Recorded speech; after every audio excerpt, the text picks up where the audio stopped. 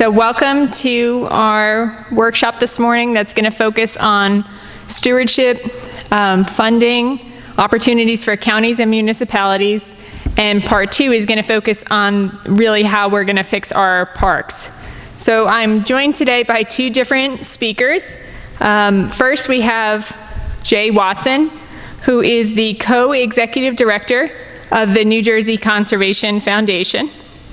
And Jay is one of 3 co-executive directors at the New Jersey Conservation Foundation and brings with him over 40 years of experience in protecting New Jersey's environment, including nearly 30 years at the NJDEP, where he ultimately became the program administrator for the Green Acres program. So Jay was appointed assistant commissioner for the Natural and Historic Resources, and in 2006 was appointed deputy commissioner of NJDEP before retiring from government back in 2010. And then we have Dr. Jaclyn Rhoads, who is the assistant executive director at the Pinelands Preservation Alliance, and she serves on the New Jersey League of Conservation Voters Political Committee, the New Jersey Keep It Green Coalition Executive Committee, and the Darby Creek Valley Association and Friends of the John Hines National Wildlife Refuge Board of Directors in Pennsylvania, where she lives. Dr. Rhoads manages the policy and science staff at Pinelands Preservation Alliance, leads the organization's activities for the Delaware River Watershed Initiative, and primarily handles lobbying efforts. So please join me in welcoming our speakers.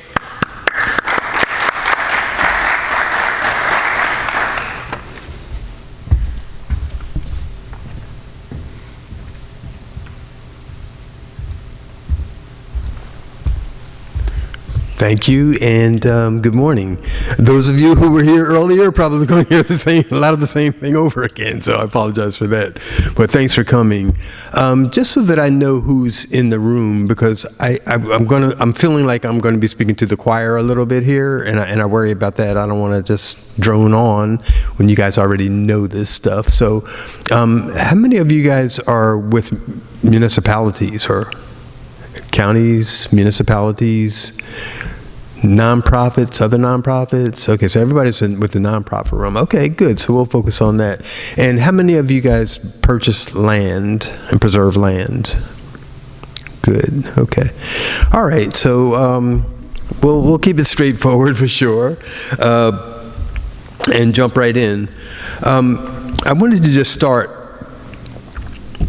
just by talking a little bit about my organization, and I think I mentioned it earlier. We've been in business for over 60 years. We've had the privilege and honor to work on a lot of super special projects throughout the state with our partners. And when I say with our partners, we don't take credit for all of the transactions that we do. Most of what we do is in partnership with other nonprofit organizations, the municipalities, the counties, and of course the Green Acres program and others. So we've been a part of 140,000 acres over the years, and we're really proud of that number. We own and manage over 27,000 acres across the state. We have preserves all the way up in this neck of the woods, our Apshawa Preserve and Skyland Preserve, all the way down into Salem County. We have preserves. In fact, one of our properties down in Salem recently, we had the opportunity to work with Green Acres again and with the Nature Conservancy and Open Space Institute, where we added to one of our preserves called the Burden Hill Preserve. We added, I think it was 61 acres to that preserve, working with the Native American population down there. And at the end of the transaction, we turned that property over to them for stewardship and management, and creating which is now known as the Cohansik Nature Preserve, which is the first for us to kind of return land to the native populations. And we're looking for some really creative programming to go on in that space. So we run preserves up and down the state, our largest being the Franklin Parker Preserve down in the Pine Barrens. We're super proud of that project. 75 miles of trails, 144 easements that cause us a lot of complications, 5,000 acres. How many of you out here own easements, conservation easements? Okay. And how many of you own fee properties as well? Property and fee ownership? Okay, good. And we also do a lot of policy work and advocacy.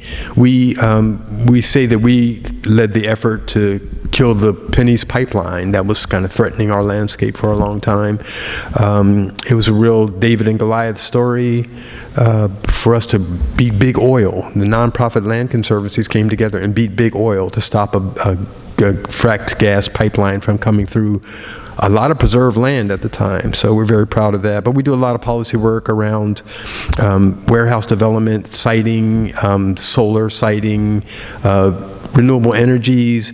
Tim Brill's here. He's kind of like the master of our organization now in terms of the warehouse issue, and he's going to do a presentation a little later on that.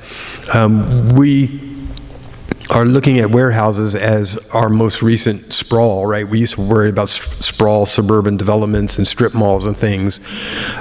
It turned to energy, solar installations at one point, but warehouses has been the thing now. We're all kind of caught up in the click economy, the one-click economy. I know when I go home, I'll probably go on and just push a button, and before the end of the day, something's showing up on my doorstep. It's remarkable, but the result of that is that a lot of our landscape is being gobbled up by these enormous warehouses that are going up pretty quickly. So we do a lot of policy work, and we're very proud of that work as well. So there's our website if you ever want to get a chance to see us. Just to talk about our landscape a little bit, and our esteemed previous executive director is sitting in the back there. It makes me nervous to see her in here because she's going to be holding me to this. Michelle Byers. She's going to be talking a lot more about the future of open space in the state. But just to kind of set the stage, New Jersey is about 4.8 million acres altogether. We've preserved about 1.5 million acres, or 33%. Think of that. I mean, I think that are we number one, like in percentage of preserved lands in the nation, I think? Yeah, we'll go with that. We'll go with that, even if it's not true. There are like 1.5 million acres that are developed right now, and what's left is about 1.46 million acres. These are kind of calculations that have been done across the board through the Blueprint team, a lot of GIS professionals. It's a mix of developable lands and lands that are currently restricted by regulation, but that's kind of the balance of our landscape. And as I'm driving here today, I talked about the ash trees when I was driving here this morning, but also just looking at all of the beautiful farm fields and forests that are out there, and just thinking, like our jump-off point should be, can we imagine the rest of what's left of New Jersey being developed, and what the implications of that will be to our natural resources, to our quality of life, to our roads. It's just unimaginable to think about it, so we definitely need to make sure that we're literally staking our claim in the future of the state, because this generation is going to determine the ultimate land use of New Jersey. For the past few years, the open space programs, across programs, the state land acquisition program, the municipal and county programs, and the nonprofits, and the state agricultural development program, the farmland program, they've been averaging, I think, close to 5,000 acres per year preserved on the open space side, and about the same in farmland. So altogether, I think it's 10,000 acres per year we've been, on average, over the last 6 years or so, been able to preserve.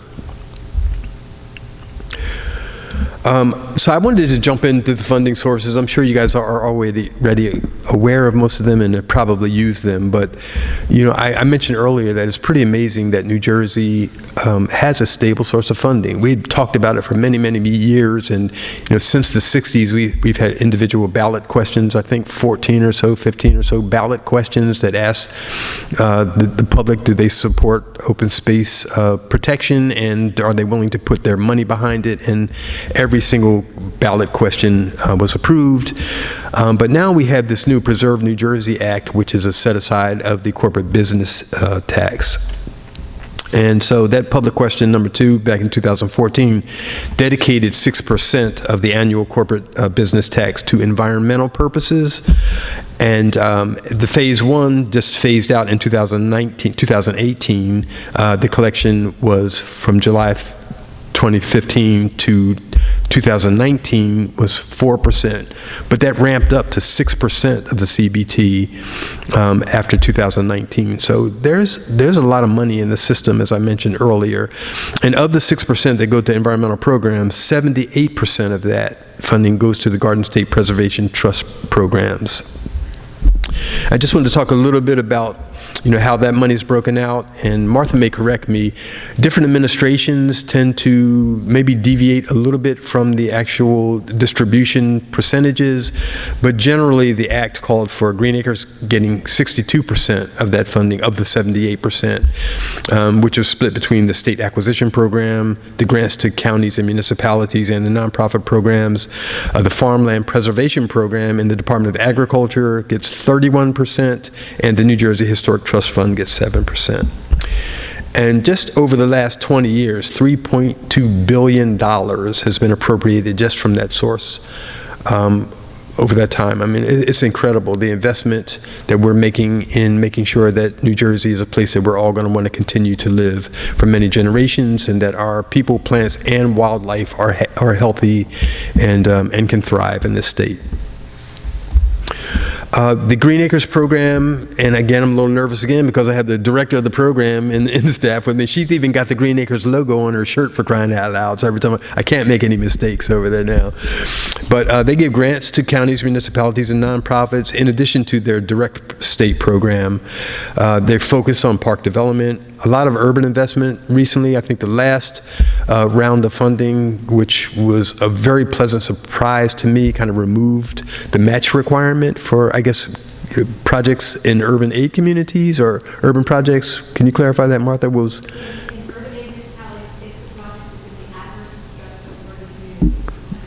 That's excellent. I mean, you can't beat that, right? And then just open space preservation, recreation, any kind of conservation projects, water quality and quantity. Green Acres Act calls for recreation conservation. So there's kind of always this tension between, should we be building parks or should we be buying land, and who should get the most money? But I think Green Acres has been very consistent in saying the Act calls for both. We need to strike the right balances because there are different needs in different communities, and you've done a remarkable job in making sure that there's been an equitable distribution of funding over time.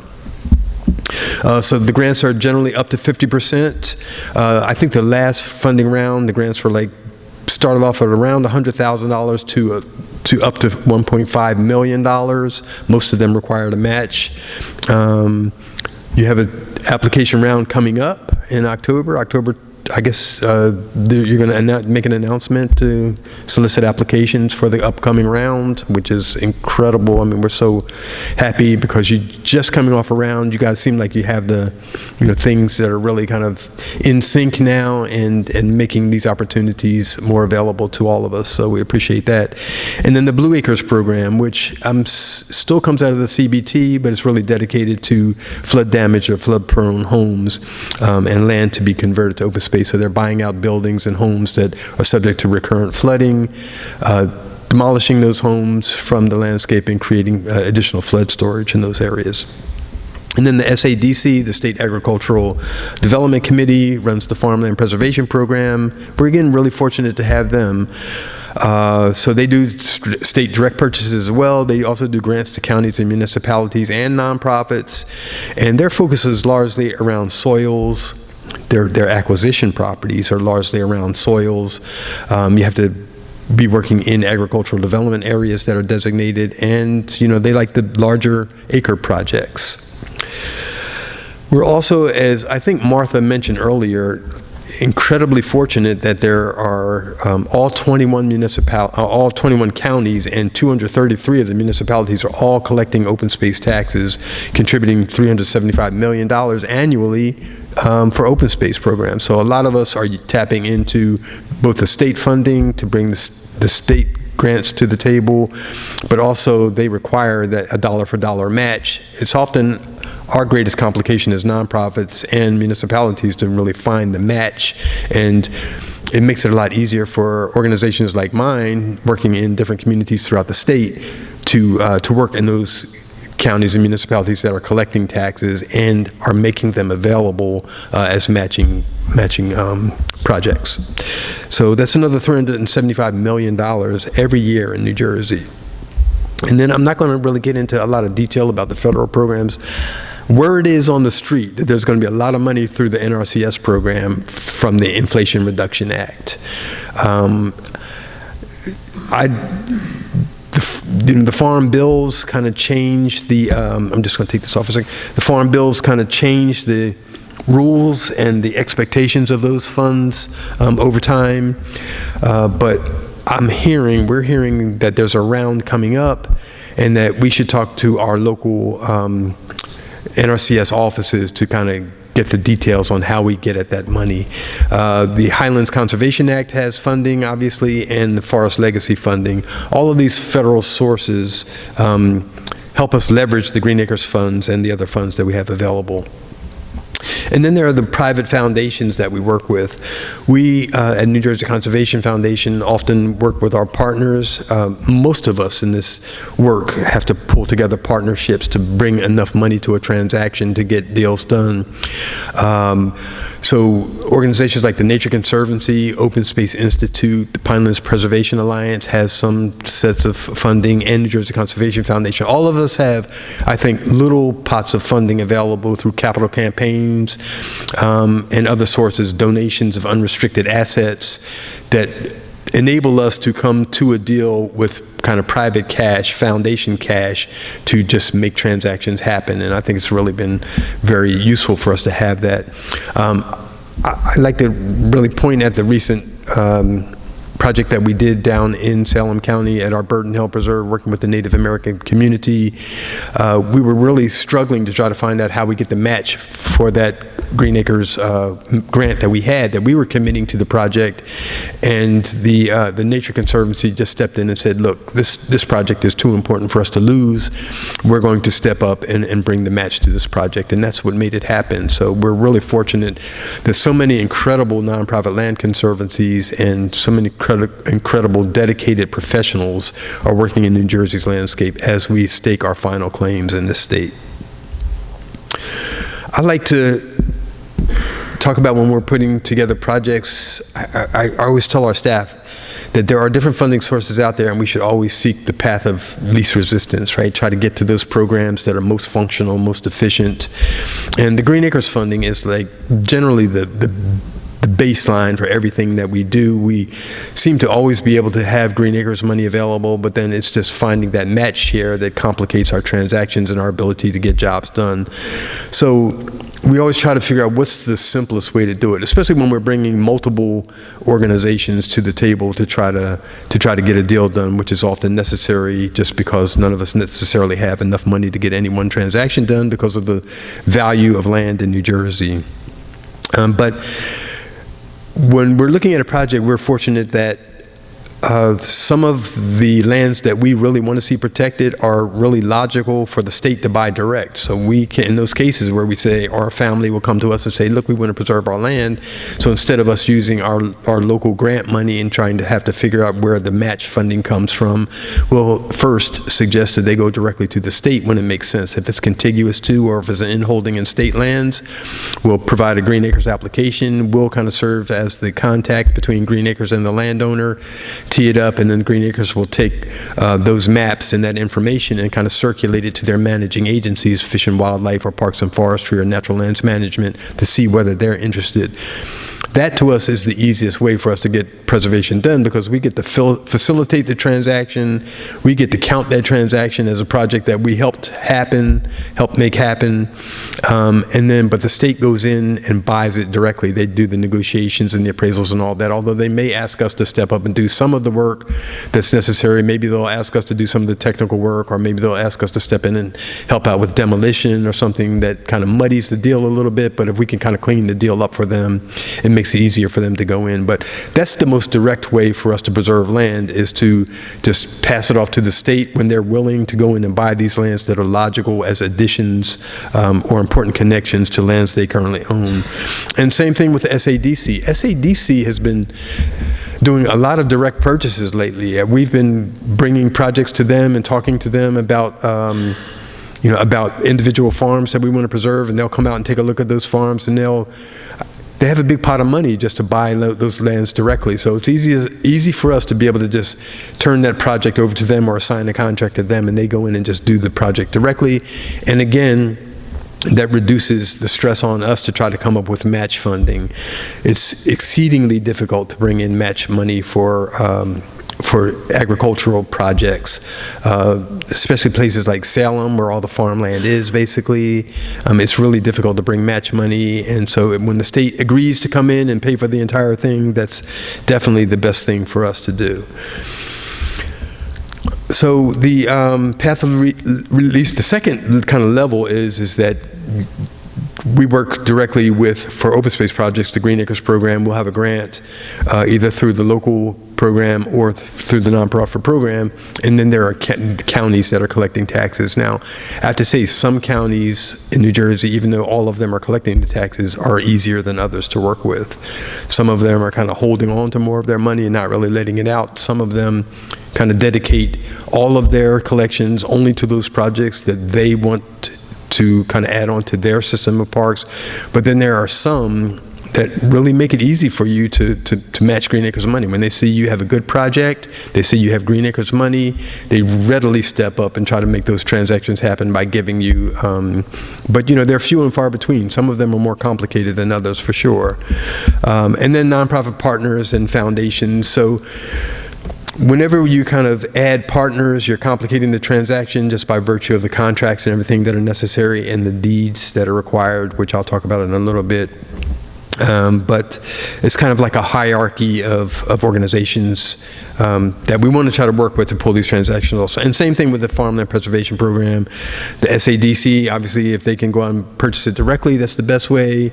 Otherwise, they have PIG grants, planning incentive grants, where the counties will have money, but we still have to find match money for those projects. I think it's 60% in the county funding, 20% by the local government, and then 20% others like nonprofits or other private funding. And then SADC also match with NRCS, the Highlands Conservation Funds, and others. But I have to say, I'm kind of listing these in hierarchy of kind of ease of access to the funding, because each one of these programs come with their individual complications. And so one of the things, a couple of our newer staff have been frustrated when they come on board and say, Jay, we're told, and it's kind of consistent, that it takes us 18 months to do a transaction. When people say, well, I'm willing to sell this land to you, but how long is it going to take? And we generally say, well, it normally takes 18 months from beginning to end, so that we can kind of get a check in your hand and get this property closed. And so our younger staff are thinking, like, how do we really compete with other buyers that are cash buyers on these important properties? And it's a real dilemma for us, but we've still been successful in spite of it. But there are a lot of process steps and requirements, and they kind of grow according to how many organizations are engaged around your individual transactions. So we'd like to be able to kind of increase the pace of how we're able to go about these projects, because we think we can kind of hold on to more willing sellers that way and kind of accelerate these projects. And then some of the programs bring conflicting requirements that are kind of inherent in the legislation or inherent in the act. Here in the Highlands, we have the dual appraisal process, which was just, I guess, reinstated through legislation, where in order to be fair to the Highlands landowners, they have the dual appraisal process. So you have the look back option. So the appraisers have to do a pre-Highlands and post-Highlands appraisal, and neither one of those numbers are the number that you have to start negotiating for, but they have to serve as the basis of your negotiation, that both of those numbers. How much is your land worth now, but how much was it worth before the Highlands protections were put on your lands? And then if you're using Highlands funding through the U.S. Fish and Wildlife Service, through the Act, they require a whole different appraisal, the Yellow Book appraisal. I remember a few years ago when I was dealing on a Forest Legacy project, and it made me crazy to know that in New Jersey, we've been buying land through these programs since the 60s. We know how to buy land. The appraisers that we use are on the list of certified appraisers. They're doing these comparable sales and these exercises in New Jersey every day. Those appraisals are submitted to Green Acres, who are then certifying those appraisals. We know how to buy land in New Jersey. We know the values. But then I was on vacation one time, and I was getting this call about a forest legacy project because of the Yellow Book appraisals. And I'm talking to an appraisal reviewer, and I think he was in Texas or Minnesota, telling our appraisers how much, this land should be worth and how they should go about this appraisal. And I'm like, we've been doing this for 60 years. Our appraisers know what they're doing. We have the state oversight process. So it's just been, a little complicated when you add those different layers of funding, because they bring in different kind of funding mechanisms, different requirements for those individual processes. Then you have some conflicts or contradictions in impervious cover limits and soil protection standards. Our organization is kind of a natural resource organization, so when we do farmland preservation, we like to see protections of the soils and limits on impervious cover. So it almost compels us to work with the NRCS and others that kind of require an impervious cover limit.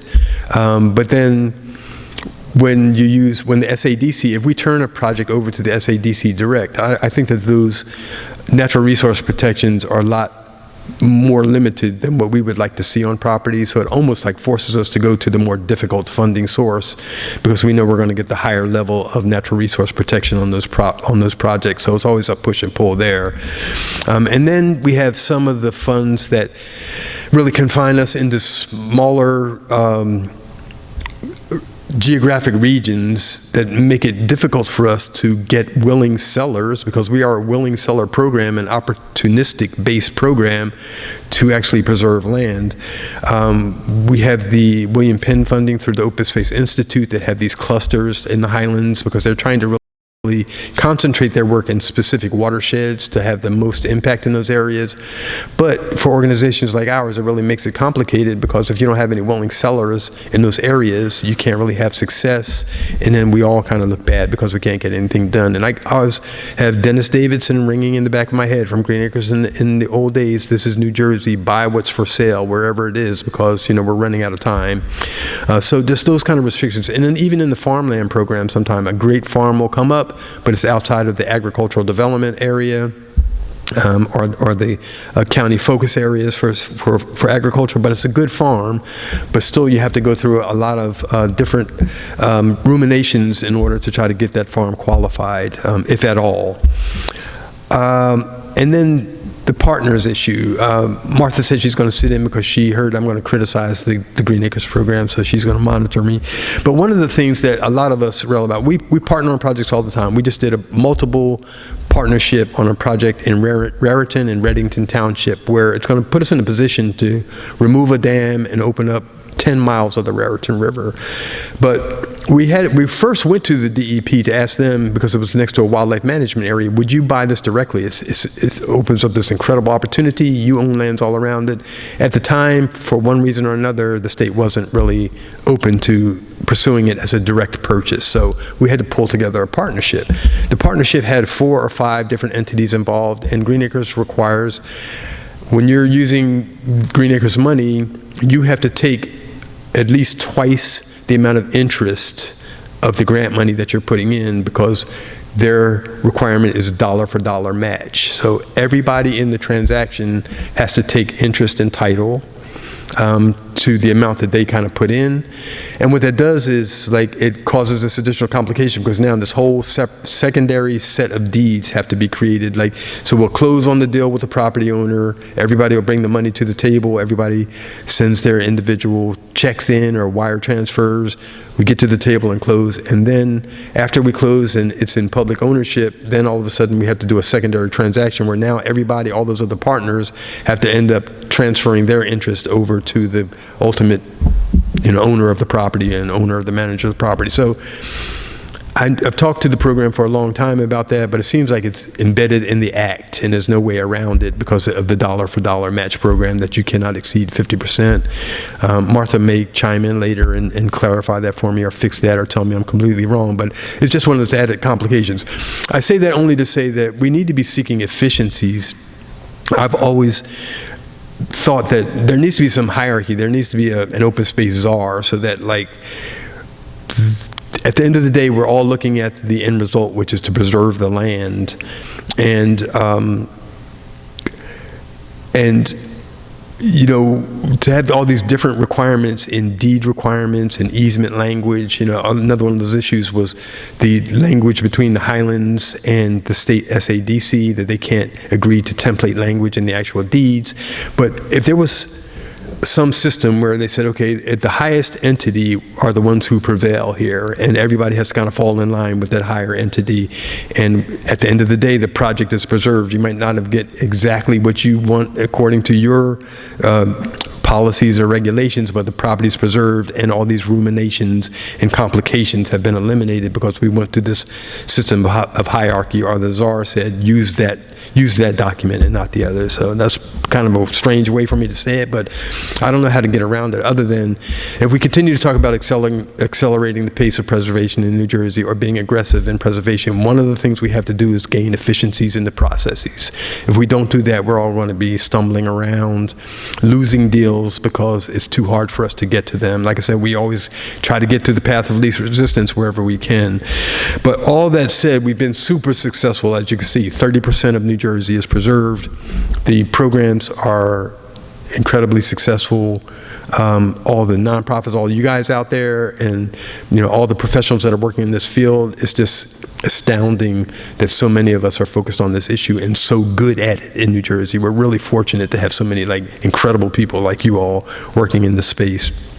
And so, in spite of the complications, there's a lot of money in the system through Green Acres and through the federal sources, if you can get to them, if you can get through the complications.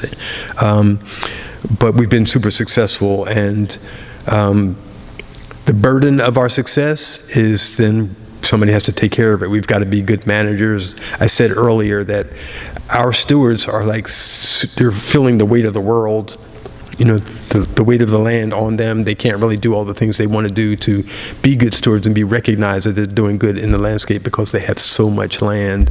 And I think Parks and Forestry, some of those properties that I mentioned, when you send that to them, they'll say, yeah, it's a good project, but we just can't take on any more land. And a lot of organizations are like that. And that is going to be an impediment for us, you know, getting to all the rest of the land we need to preserve, because we're going to need people to want to own and manage those lands. And so we've been successful. In order for us to continue to be successful, there's going to have to be resources to manage those lands and to support the organizations that are caretakers. And for that, I'll turn it over to Jaclyn to talk about the opportunities, one opportunity or a couple of opportunities to do that. So thank you.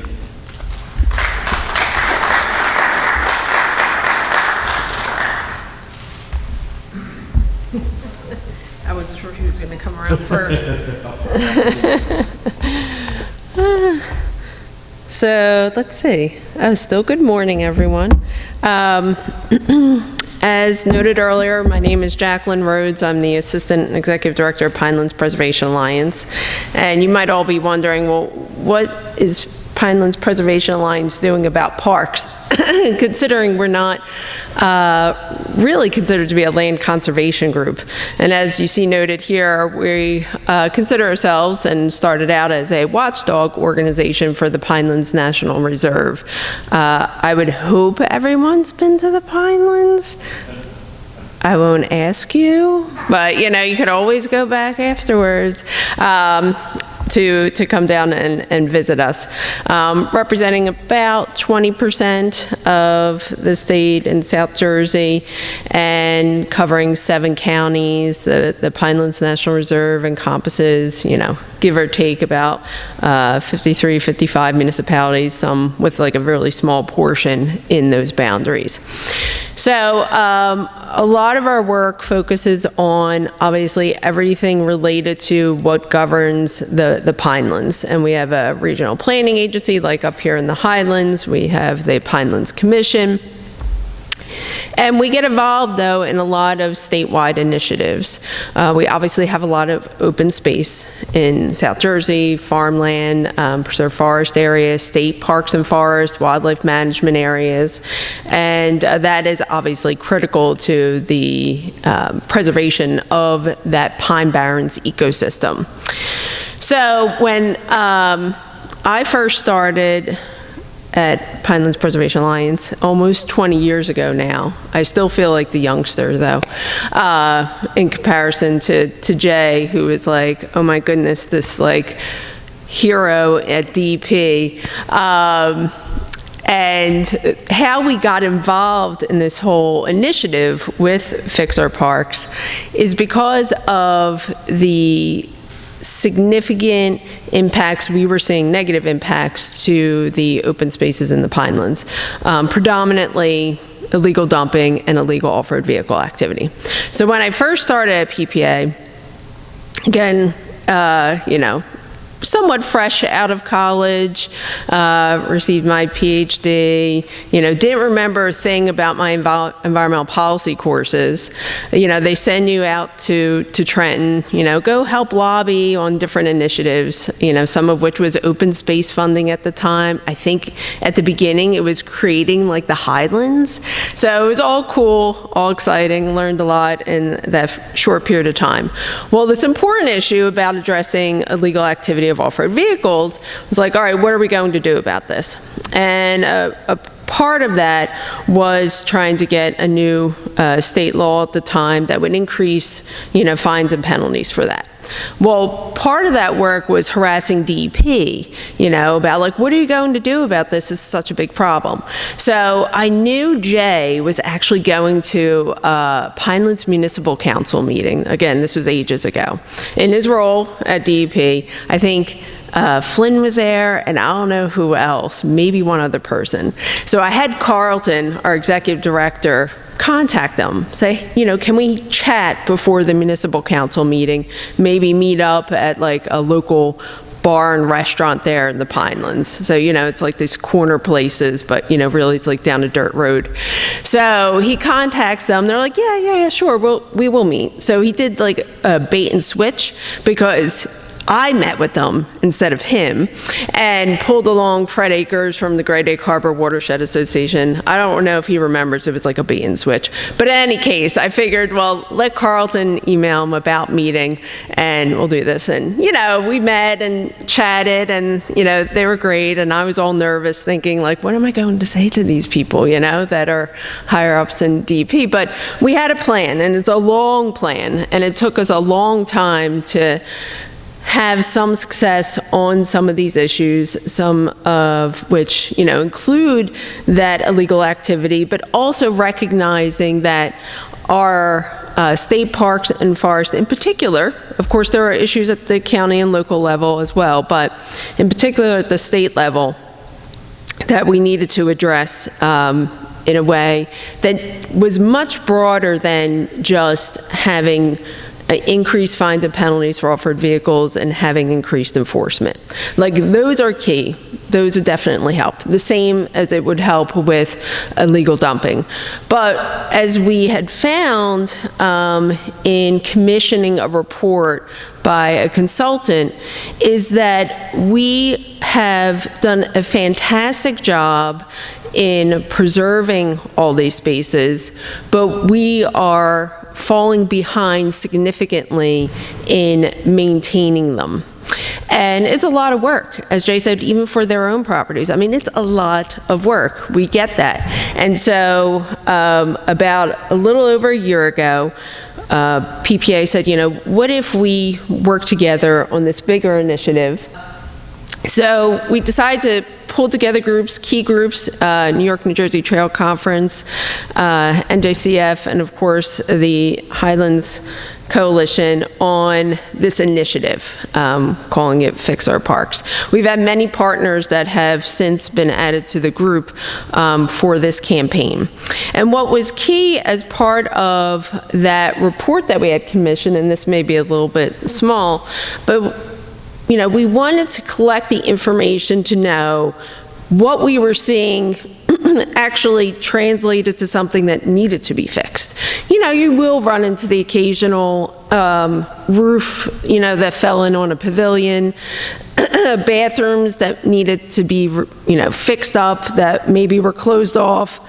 Excuse me. Historic properties that, again, not enough money to maintain its upkeep or even have it open to the public, besides the issues of, you know, trails being destroyed or roads being damaged by like big monster trucks and things like that. So of course we did an assessment. We looked at, all right, how many acres are we talking about? You know, approximately 450,000. How many day visitors? 17 million per year is what, you know, our consultant was able to find. And as we all know, I mean, New Jersey, densely populated, fairly small state, lots of development, but also lots of open space for people to enjoy. And lots of outside visitors as well, not just residents, but people that are coming from out of state to enjoy these places. According to reports that he was able to gather, and that was Michael Van Cleef, as of 2018, they had found that park staff had been reduced by 28% since 2006. Now, you know, have there been some fluctuations since then? Possibly, but there was an increase in park acreage of 13%. So here you go, you know, increasing the amount of land, reducing the number of people there to help monitor and maintain it. So there are lots of stats, and actually here's an abbreviated version, you know, nicely decorated version of the report, which, you know, people are welcome to take a look at. We are ordering more copies of it. If you're interested in having some, please feel free to email me. But all this information is available on our website. Some, again, key stats associated with that, looking at like comparison to other states, New York, Pennsylvania, and then of course the national average. And looking at how much money they are dedicating in comparison to us for just like operating, as well as in comparison to like how much is invested per resident. How many trail miles do we have? So granted, again, New Jersey's smaller. But even taking that into account, the amount of money that is put into general operating for state parks and forests, you're looking at, you know, 5 times, no, not even, like 7 times or 6 times as much in New York, and then of course, you know, Pennsylvania. So we need to do a lot more. That's what became clear to us. If we want to be on par with the national average at least, then we should be spending about $6 per resident instead of $4 for these places. And that does not include, again, acquisition. We're talking about state parks, you know, maintenance, staffing, the capital invested as well. Now, in terms of the national average, we're pretty close, but in comparison to New York and Pennsylvania, vastly under investing. So with that said, how do we fix all of this? So there are 2 main ways, right? Either we pull together, which a lot of nonprofits already do, you know, volunteers, outside grant funding to help with these problems, and or we increase the amount of money that is being devoted in the budget for these things. It's a lot more. You know, if we're going to be in par in comparison to other places, matching, you know, per resident cost, we're looking at, you know, from 16 million right now to 52 million annually.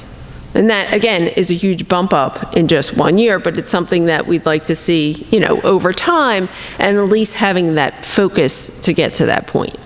In terms of capital spending, you know, from 40 to 60 million, but we still have an approximate $600 million backlog. So again, how do we get there? So we were, you know, pretty successful, I would say, considering the first year launch of the campaign in getting the attention of several senators. Senator Zwicker had put in a budget resolution trying to maybe use some of the leftover American Rescue Plan dollars to invest into some of that backlog of maintenance money. Of course, it didn't go anywhere. It was the resolution with the highest price tag, so I imagine that doesn't go over too well in all those discussions. But it means we're starting to get somewhere. And What we need to do is to continue partnering with many of the groups in this room, as well as other people. And we need people weighing in with the governor, and hopefully soon we will be releasing with our coalition of groups some actions that can be taken to get the governor's attention so that he builds that into his budget, at least a portion. Again, we don't expect the full thing, and look at those solutions from a budget and funding standpoint. Meanwhile, Pinelands Preservation Alliance wants to work with friends groups and maybe form new ones that would help in these places, like Wharton State Forest, largest state forest in New Jersey, does not have a dedicated friends groups besides for, the historic village. That obviously can help, and we've been more of like the de facto friends group, pulling in volunteers, trying to get outside funding to help with, trail improvements, blocking off areas that are being illegally accessed, and those kinds of things. So, with that said, how many people have visited our Fix Our Parks website? Okay, I knew the likely people, but yeah, almost everyone in the room. Sorry, you didn't raise your hand, right? That's okay, you can visit us right after the session. And you can sign up. We are updating the website to include more logos, more groups that are getting involved. We did have a lobby day last year, and we hope to do that again. And we recognize and are part of many other coalitions, like the Keep It Green Coalition, trying to work together, because obviously it makes a big difference when we're all in it together. So with that said, Jay, you want to come back up here so we can take some questions? Or, suggestions?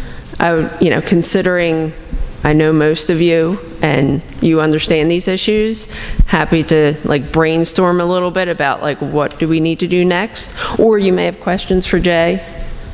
All right, if anyone has questions, I'll just come and bring the mic over to you so that we could capture the questions on the recording. I'm still waiting for the governor to pop out. I know, damn it. What's going on back here? Yeah, it was pretty exciting. Thank you very much. So, hello, Peter Dolan with the Trail Conference. Good to see you in the flesh and not behind a Zoom screen as usual. True. First, if I could just offer a comment too, in compounding the issues we've seen with increased land, reduced funding, reduced staffing, the combination of no recreational trails program grants, and also for volunteer and friends groups, increased barriers to doing work on public land, compound those issues. Right. We're seeing now projects that used to be Boy Scout projects that would be done for a few $100s cost dozens of thousands of dollars, especially bridge replacements, anything that has an engineering requirement. So I think that's one thing that's not talked about, is not just pouring in more resources, but identifying barriers to participation and volunteerism and seeing where we can dial those back to get people involved.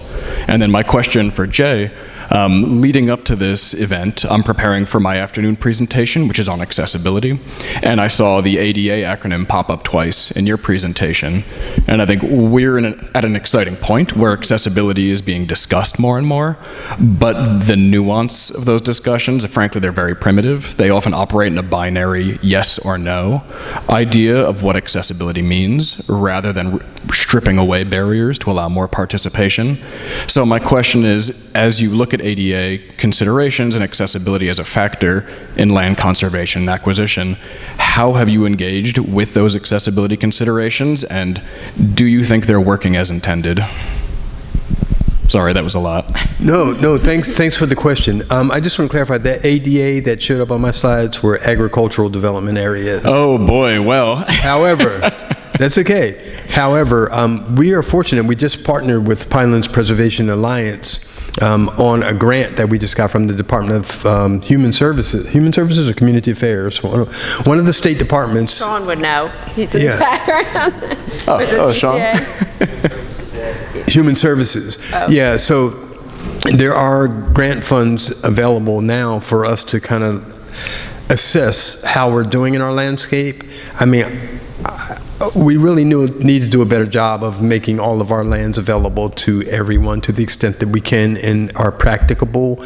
And there are unique opportunities to do things in creative ways that really expand access to people that have mobility issues or hearing issues or sight issues. And the first step is really, I think, doing an inventory of what you have and what you can do. And I think that's where we are now. So I'm glad you asked the question, even though I was talking about agricultural development areas, because that's a super important thing we need to do. We're trying to provide better access for kind of urban residents, communities of color in particular, and folks that kind of may need assistance or have other kinds of experiences when they get onto the land, and make sure that they can get onto the properties and enjoy all the things that, you know, we're all used to enjoying. So Yep, and just to, if I can hitch one more thing, when you talk about getting people onto the land, some of the most accessible trail surfaces are lakes and rivers, and especially in urban areas, which are often right on waterways. I think that's another thing I was interested to note, that under Green Acres, recreation was mentioned specifically. I know Blue Acres has a different focus, but maybe there are ways to reconcile, you know, recreation as not just a land-based activity, but a water-based one, especially when accessibility is a priority. So. Yep, excellent. And I think Martha could speak to this. You guys there was a whole pool of money just for accessibility projects in this last funding round, wasn't it? There was legislation that was passed? That's right. There are actually two things I wanted to talk about. Yes, that we had Jake's Law funding.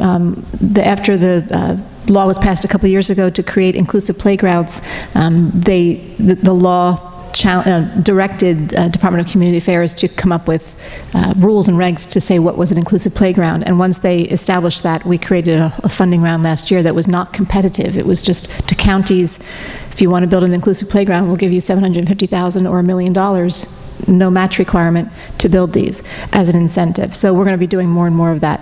But I did want to go back to your comment about the recreational trails grants, because Peter is our new chairman of the Trails Council, and we have a Trails coordinator in our office who is bursting with enthusiasm to restore the recreational trails grants. We had to actually stop them because the federal guidance was lacking, so we're sort of restarting the whole thing now, and we'll be asking for input from people about how to award those grants, but we're very interested in getting all those grants back out there. Thank you. I just wanted to add, Peter, so Sean, my colleague's in the back there, and he is primarily responsible for our Pinelands is for Everyone, our forum, which is about creating access and ADA accessible trails and things like that.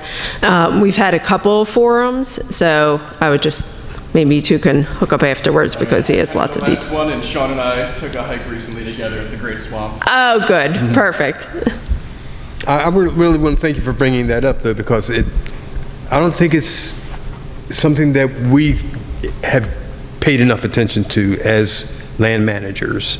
And there are a bunch of opportunities out there to kind of expand the opportunities for everyone in the state. So thank you for bringing that question up.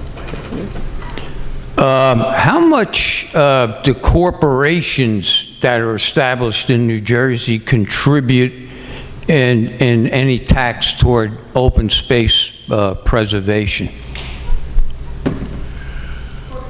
Yeah. The corporate business tax is kind of where we're getting the money. Like the majority of the money now that we're using that set up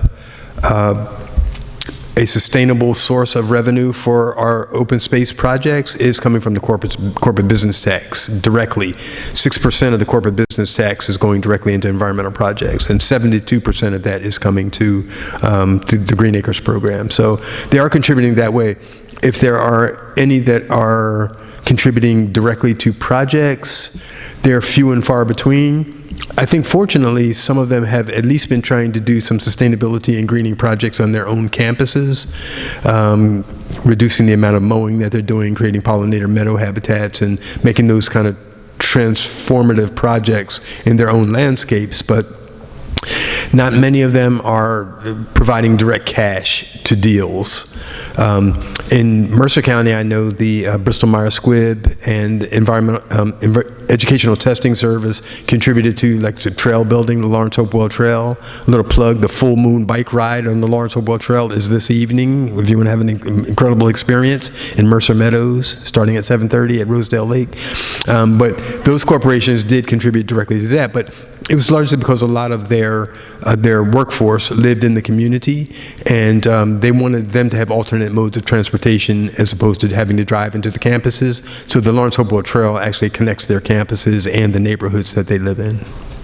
Thank you. And if there's any way to establish thresholds, like you don't bring pets are out of control, in my opinion, in a lot of places.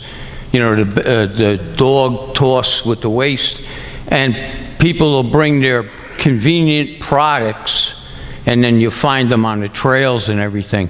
So I don't like to have a ranger with an actual threshold to prevent someone from taking certain materials past a certain point, if that's viable or possible.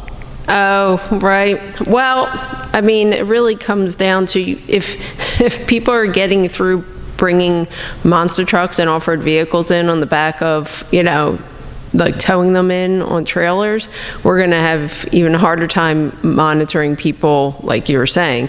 Now, some of that could be part of like a volunteer corps, in my opinion, and I think that's where like friends groups can really play a role, and other nonprofits, where you almost have, you don't want to call them watchers, but individuals that can also help with education, right? Like about not disposing of things on the trails, as opposed to like penalizing or trying to say, oh no, you can't bring this past this point, because people can obviously put things in like backpacks and things like that, but rather be more of like education, you know, more eyes on these sites, the better, right? You create a culture of like what's appropriate, what you should be doing, what you should not be doing.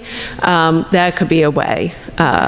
So good idea. It's just, you know, already we have a problem monitoring different sites. We need to get more eyes out there.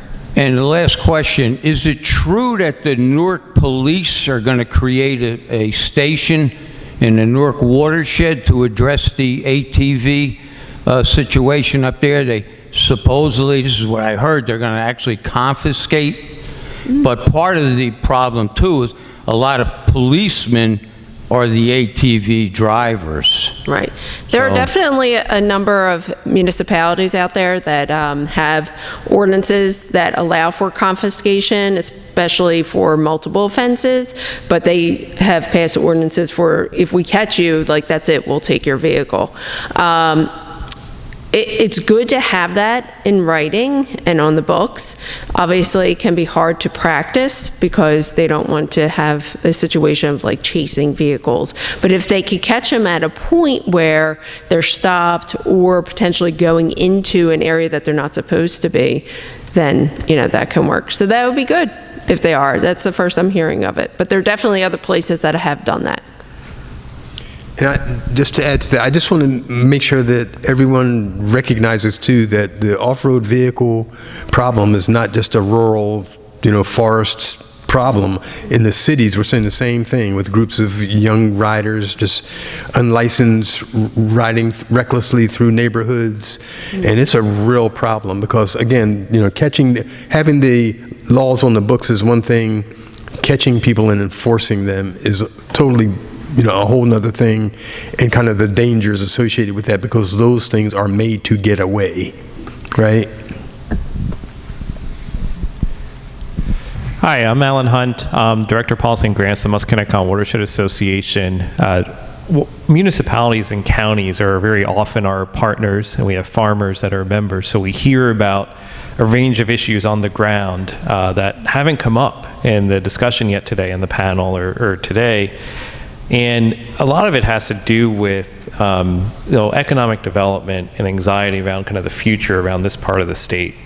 There has been a lot of land preservation And some of the towns, when we go to town meetings, they've actually been reducing the size of their open space programs, or removing their open space tax, or lowering their preservation targets, because the benefit to them, at least as they see as elected officials, isn't enough to keep doing preservation.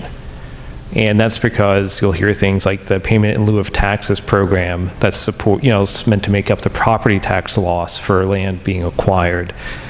Fee simple hasn't been introduced. The TDR program that was supposed to go through with the Highlands Act, and really with the state plan didn't go through. There's a lot of preserved land, and I grew up here. I grew up on a farm on the Musconetcong River, and thankfully land near us was preserved, so it wasn't all developed. But you can't use it. You have to drive 15 minutes to a trail, right? So there's this feeling in this part of the region that I hear from elected officials about what is the benefit to the rural people for the land that's being set aside. Is it for them? How do they access that land? How's the town compensated for economic, reasons? The flip side is there's an opportunity to do more around recreation and tourism. So some counties, like Hunterdon, have an economic and development office that's interested in having tourism be their main economic development strategy, right? They want to fill out the stranded assets that they have. They don't want more assets in terms of buildings that might become stranded in the future as land use change, like warehouses or office buildings. I think Warren County's going that way too. But if the land isn't accessible, right, we just did a visitor readiness assessment of all the parcels that are public in the Musconetcong. It's not good. People can't find them. They can't park at them. So how do you get that tourism economy that then flips this conversation around where people can see this as an asset, a reason to reinvest in land preservation, and a way to get people on the land, whether they're residents or people coming from outside the state? Because when we surveyed recreationists coming to wildlife management areas and state parks, about half are coming from outside the area. They're more diverse. They're usually a bit better educated. So we are helping access for folks from urban areas. But I think people are rightly asking, well, what's the benefit to them? How are these issues going to be addressed in the future? You mentioned this program's been going on for 60 years. I've lived here for 40 years. Your generations are changing, and they're not having access to lands that their taxpayer dollars have paid for. So how do those questions become part of the conversation around getting beyond just land acquisition and thinking really about access and reinvigorating the stakeholders for land protection? Thanks. Thank you. It's a big one. When you say people don't have access to land, do you mean because they just don't know where there's no parking, or there are no trails, or because they are lands that were preserved without any provisions for public access, like the Farmland Preservation Program? All of the above. Yeah, well, so there are some programs, obviously, that promote the idea of public use and enjoyment and access, and then the farmland program, they basically don't want people around their farms.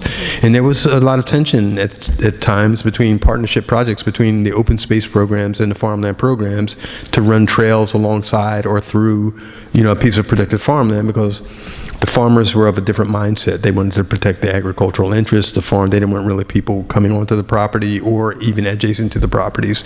That's been a long-going battle. But all of Green Acres projects, maybe not the entirety of the properties, but every project does have a public access provision. Now, whether or not that public access is obvious and kind of readily reachable, or there's a trailhead or a place to park, or anything, that's a whole different story. But that's really another stewardship issue, right? I mean, that's like, I think that if we had enough resources to have grand stewardship then, places would be attractive to people, and people would be encouraged to come, and there would be beautiful trails and kiosks and trailheads and all those things that, that make those places usable. Unfortunately, a lot of, well, not unfortunately, but a lot of the land that we've preserved, is basically mothballed kind of until, people can come and do something about it. So it depends on who owns the properties. We own thousands of acres, 27,000 acres, but only a portion of that is really promoted as somewhere to use because we've invested our time, because we've had the resources to create trails and parking and access points.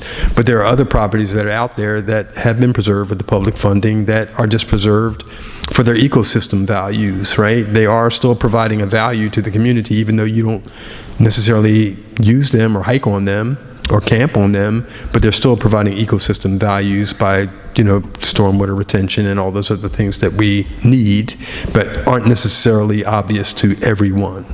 So I don't know how to answer it other than if we had all the money in the world, I think that we'd make every property look like, the best park you can imagine, but it's just not the reality right now. We should have those conversations, and I think that we mentioned it earlier, that we need to make sure that people understand, like all across the state, the value of these projects. And the in lieu of tax program is something that fluctuates, that could really be super beneficial if it was maintained at a decent level. And and then the converse of that is like, what happens when those properties are developed? All the other services that are required that change the quality of life in these communities. I mean, I look at these communities when I was driving through here, and I'm like, look at the bucolic nature of this community and neighborhood. If I lived here, and even if lands were preserved and they were farmed and I couldn't get to them, I would still love it because this is where I love. And I think that a lot of people are like that. They just like to protect the quality of their existences. And I think that open space does that, whether you can kind of actually get on it or not. Mm-hmm. I know we're getting the plug pulled. I just want to say, yeah, definitely on pilot funding, that's something that PPA has been very concerned about as the numbers fluctuated up and down, because a number of South Jersey communities do rely on that, where they have most of their land in, state ownership. And so for them, that's really, critical. And it's something we've also brought up to both agencies about, revisiting the program and how to reinvigorate it, and what does that mean for the future. And that's definitely a conversation we need to have. All right. Well, thank you. That was a great presentation, and I wish we had more time. But please please join me in thanking our speakers for their great workshop today.